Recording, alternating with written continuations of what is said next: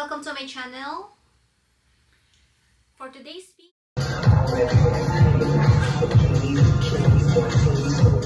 video is about paano mo malalaman kung gusto ka ng Taiwanese.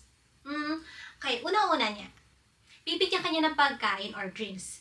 Coffee, milk tea, tapos chocolates, candies, minsan pangagamit Yun.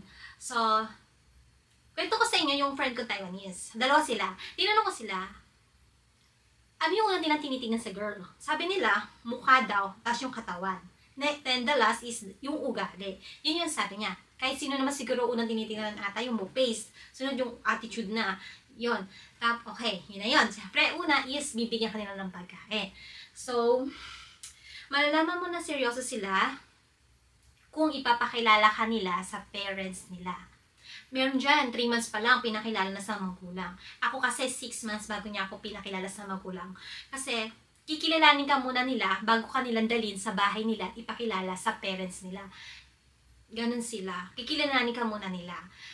Tapos, after nun, another is, hindi pala mahilig mag-message ang mga Taiwanese. Masyado silang workaholic.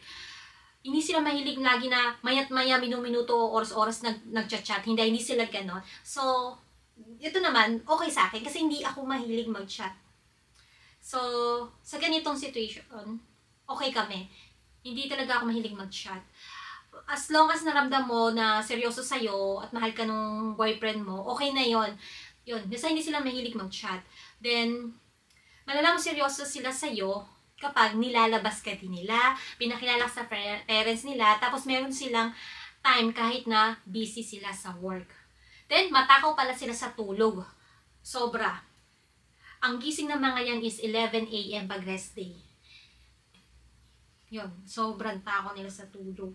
So, yun. Tapos gusto din malaman kung hindi ka niloloko. Kung nyari, may hinala ka na merong asawa yung Taiwanese boyfriend mo ganito. Tignan mo lang yung ID nila. Kasi doon sa likod ng ID na yon, meron nakalagay doon na dalawang name. Ito yun, sa name ng asawa mo at saka name mo. Yun. Yan.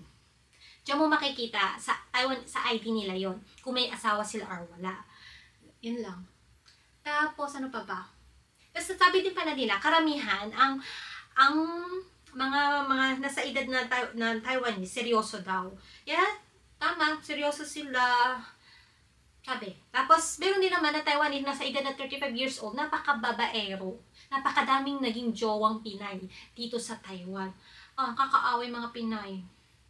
Ay, Diyos ko. Hindi nga ganyan lalaki. Ewan ko ba? Kung ang mga Pinoy is babaero din ang mga Taiwanese. Kaya pipili ka at kilalanin mo yung jojowahin mo na Taiwanese. Basta, ang alam ko lang dyan, na seryoso talaga siya sa'yo, is kung ipapakilala ka niya sa parents mo. Yun lang.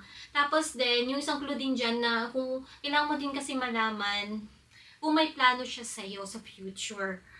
Kung na-feel mo na wala, stop na. Kasi may mga Taiwanese kasi na jowa lang yung gusto nila, girlfriend lang, pero wala silang plano na mag-asawa at magkaroon ng sariling pamilya. Yun. Kaya kailangan, nyari, nagtagal na kayo na 3 taon, 3 years, kailangan tanungin mo na siya about kung ano yung plano niya sa future. May plano ka ba na pakasalan ako, ganito, ganyan. Yun, wala naman siguro masama magtanong. Kasi ako, nagtanong ako sa husband ko kung may plano siya sa future. Ang sabi niya, meron. Tsaka nakikita ko sa kanya, meron talaga. Kasi alam talaga, 6 months pa lang, pinakilala niya na ako sa parents niya. Pag rest day niya, lagi niya akong nilalabas, kukain kami sa labas, gano'n. At saka, kung gusto mo din mag-jowa ng Taiwanese, kailangan mo din mag-aral kahit konti, kahit basic na Mandarin, para medyo nagkakaintindihan kayo. Kasi hindi naman, minsan kasi may English kasi ang mga Taiwanese na hindi mo maintindihan ano yung English nila.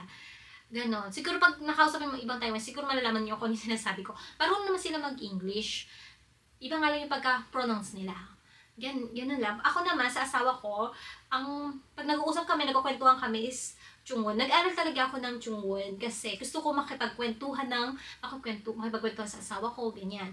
Ang hirap din kasi pag English, ayoko din naman kasi mag-English. Ang tagal ko na rin kasi hindi nagsalita ng English mula nung dumating ako dito sa Taiwan. So, minsan, trying hard na lang din, diba?